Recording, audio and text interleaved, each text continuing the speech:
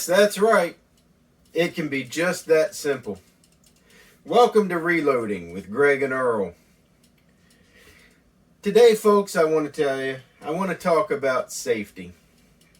There's a lot of people out there that will tell you that what we do here on the Greg and Earl Reloading show is dangerous. Well, I'll tell you what. It can be dangerous. I'm not going to lie. But with just a couple of common sense safety precautions, you'll be perfectly safe. Now, there's a few things you got to understand about being safe when it comes to this stuff. First of all, you got your powder, okay? Or as we like to call it around here, your boom juice. Now, it's not liquid. It's not a juice. It's actually a powder. I'm not exactly sure why we call it juice, boom juice, but hey, Earl! Earl! Earl!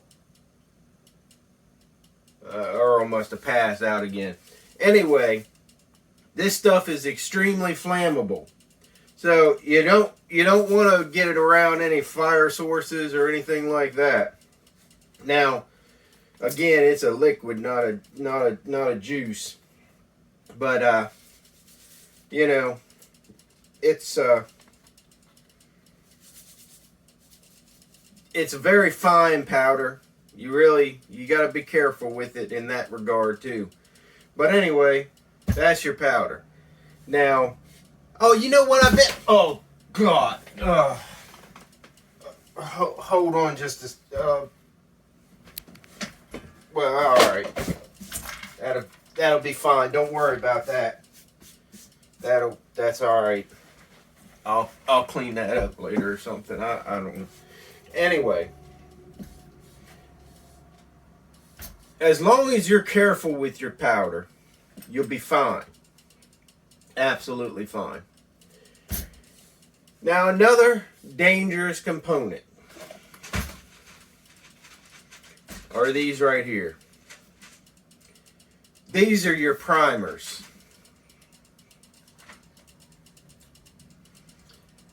I think I heard Earl call them fun caps at one time, but I don't know exactly. I think he went to the store and bought one of those cap guns that took the little caps, and somehow he loaded up these in it instead of one of the little rings of caps, and gave it to his son and told him to go have fun. That was not a well-built cap gun, I tell you that. Anyway, now the thing that makes these dangerous is that these here are what you call a contact explosive. They are very sensitive. So when they're packaged, they are packaged very well. Let me give you a demonstration of what I mean by that.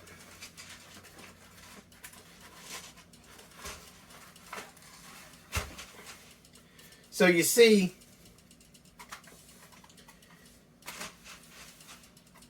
this is a box of 1,000 primers. This is a box of 100 primers. Now inside of here, this is still a very large box for 100 primers. But inside of here, when we open this up, each individual primer is spaced out with a lot of space in the rows and columns. That's to ensure that none of the primers accidentally bang into each other. You don't want to put these in a Ziploc baggie and throw them up onto the bench or something. You don't want to, if you got any of these left over, you don't want to put them in your pocket that's going to get thrown in the dryer, because you ain't checking the pockets before you get the clothes down there. You want to make sure that you keep these separated. You got to keep them separated, all right? And you want to be very careful with these because, again, they are a contact explosive, a high explosive. And for those of you who aren't aware of what a contact explosive is, that means that they can explode just from contact. Actually, that's bullshit. They don't explode just from contact. But they can explode from having a lot of pressure really quick. If you touch one of these, it's not going to explode. But you smack one of these like your mama smacked you that one time, you know what I'm talking about. It's going to explode, okay? It's what makes the boom juice go boom. That's what these are for. Now, like I said, they can be perfectly safe as long as you treat them the way they need to be treated, okay? You always want to keep them in their case. Oh, Jesus. Oh. That's all right. Listen, I'll vacuum those up later. They'll be fine. Other than that, I think we've pretty much covered all the dangerous parts. I mean, there's some other, small, minor things. Like, I remember one time we was making some ammo. Earl went to put a shell in here. And I don't know what Earl was thinking. Half the time, I don't know what Earl was thinking. But he put his shell in there, and then somehow he got his hand in here. And I cranked on her, buddy. And his hand came out looking a little bit like it could have fit in a bullet. Or, I don't know. It was bad. Earl never did recover from that quite right. But anyway, you got to be a little bit careful about that. You don't want to get your hand in here when somebody's cranking on her. And then one other precaution before we end our show, and that is you have to know what you're doing when you load these things up. Okay? You gotta read the book. You gotta know how much boom juice to put in each one of these little cartridges. Okay? You can fit enough boom juice in one of these cartridges to make the whole gun go boom. Okay? Now, let's say, for instance, you don't have the book, or you're using some sort of weird powder that Earl picked up at the flea market last week. I've done that before too. You're using some kind of something that you don't know, you can't find any references for it. You don't know what the load data is, and you don't know how much boom juice to put in one of these things. Me and Earl have developed a process. What we do is we'll start by filling this thing halfway full.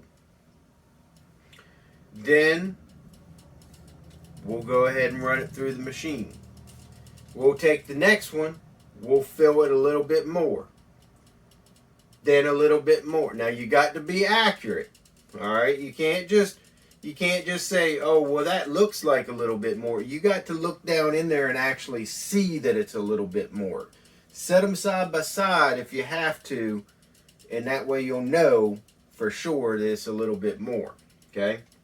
And you just keep doing that until you get right up to the top. Now, there's a little trick. Once you get right up to the very top, you can take something that has a little bit of a flat surface, put some in there, and tap it like this. Okay? You just tap it like that. That'll pack all the powder down, and then that'll let you put even more on there. So, if you can get 2 of them packed in there, 2 little bit mores, measurement wise. If you can get 3 little bit mores, if you can get 4 little bit mores, you're probably not going to get more than about 4 little bit mores. Once you got all those ranges, right, go ahead and put your bullets on and crimp them. Okay?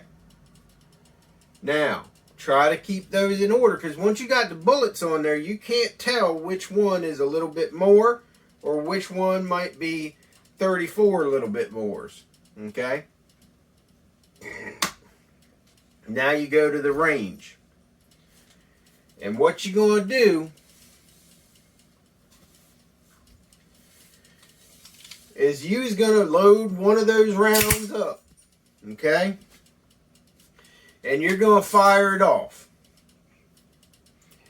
The first couple of rounds probably won't even make it out the barrel. There's a good chance they won't even make it out the barrel. If that happens, you want to go to the next step up to a little bit more. Run that one through. Now don't worry, because when it goes off, it'll push the old one that's still in the barrel. It'll push that out. Don't worry. Now, you keep going up, and you keep firing these rounds. A little bit more, a little bit more, a little bit more. At some point, a little bit more is going to be a little bit too much. At some point, chances are, when you've got a little bit too much, the whole slide on your firearm, if you're using a handgun, is going to blow right off. That's usually the point where you say, that's a little bit too much. Now, a lot of times, if things are still together enough that I can put it back together, I'll go one or two steps a little bit more above that. The reason we do that is we want to make sure that our little bit more wasn't actually a little bit more than a little bit more. You follow what I'm saying? In other words, we want to make sure we didn't get things mixed up, or that somehow we thought we put in a little bit more, but it was really a lot more, right? So I'll put her back together and fire the next little bit more. Now, if the slide blows off on that one too, chances are it's probably a little bit too much. But I'll usually go one more as long as I can still put it back together. Now, here's the thing. If I get 3 little bit mores and it blows the slide right off, I know that I went too far. So you got to back up now 4 little bit mores. Because we want to be to the point where we're ready to blow this slide off, but it doesn't most of the time, at least. There was that one time, Earl. Well, I'm not even going to go into the story. I'll let Earl tell the story next time he's on the show. But if you just ask him how he lost his 2 front teeth, he'll tell you all about it. Anyway, now you got your load data, okay? So now what you want to do is you want to come home and you know how many little bit more's up from halfway you went. Let's say you find out that you needed 12 little bit mores. Now what you want to do is you want to set your powder for 12 little bit mores. They don't come with the little bit more markings from the factory. I had to write these on here myself. You can see this right now. As a matter of fact, right now it's that's 16 little bit mores. Okay? You can mark those off. They don't come that way. You gotta fix it up. I don't know why they don't come that way. It should, but anyway. So if you find out that 14 little bit mores is what you got, you need to set your powder here for 14 little bit mores. Now, go ahead and make yourself some ammo. Okay, just like you saw in the beginning of this clip. It's that easy. Okay? But, very important, load data, right? Safety. We're all about safety here on the Greg and Earl Reloading Show, okay? You're going to put yourself a sticker on the front of wherever you're storing this ammo, okay? Just like I got here, caliber 9, right? So I know if I come to pick this up, this is .9 caliber. All right. Date. Why do you want a date on there? I don't know, but there's a place on the label for it, so you probably ought to fill it in. Powder. Remember, that's our boom juice. Okay? So I wrote yes, because it does have powder in there. WT. That's what the...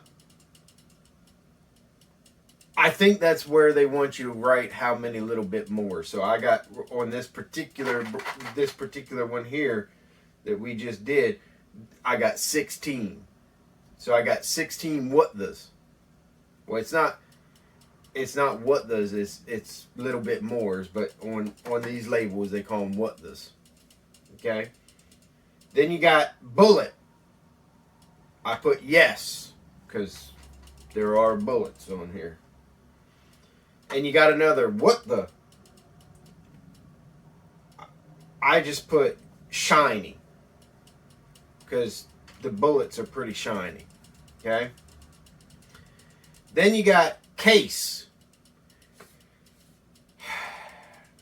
Hopefully you don't have to fill this one in. If all goes well, you'll be fine. Now Earl, there was that one time he was down at the range and it was a big old monstrosity. That's a whole nother story for a whole nother day, folks, but I'll let him tell you about it one day. But needless to say, Earl ended up in the slammer. And when he went before the judge, they told him what his case was. Okay? So make sure you take this. If you get arrested down at the range, you make sure you grab this and put this somewhere so you can fill in this case when the judge gives it to you. Okay? Primer. I put yes because I put primers in here. These have got primers. Times loaded. They made a mistake there. They put an S on the end of it. It confused me a little bit. They put an S on the end of the time. But time loaded, I put afternoon. Okay. Seated. Okay. I put no because when I was doing it, I was standing up. I wasn't sitting down. Yeah, I'm sitting down now. Now, if I went over here and started making some now, I'd have to get a new case and put seated yes.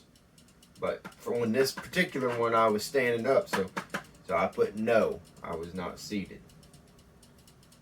And then this is another nice thing. This brand, I don't know what this brand is. It says here MTM. MTM.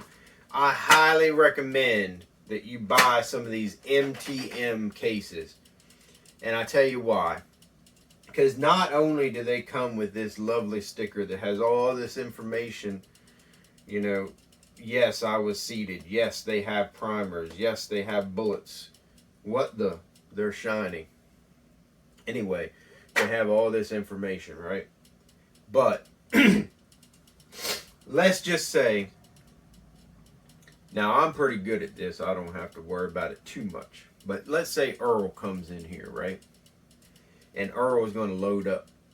He's going to do some reloading.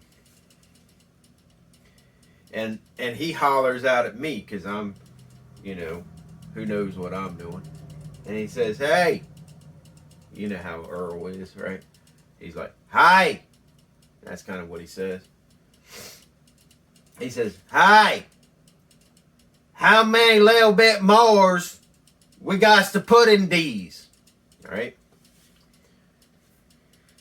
And I holler back and I say, let's just say, based on our load data, that I know that we need 14 little bit mores. So I holler back. I'm like, 14, Earl. All right? Now, 14 is a pretty big number for Earl.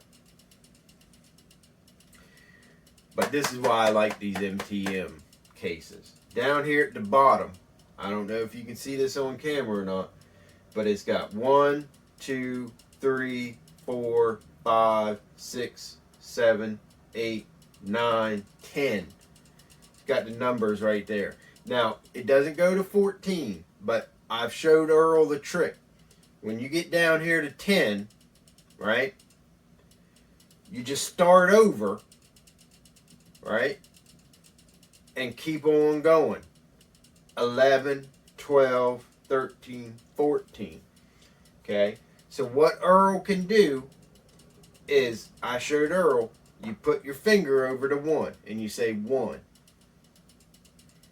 Then you put your finger over the 2 and you say 2. You put your finger over the 3, you say 3.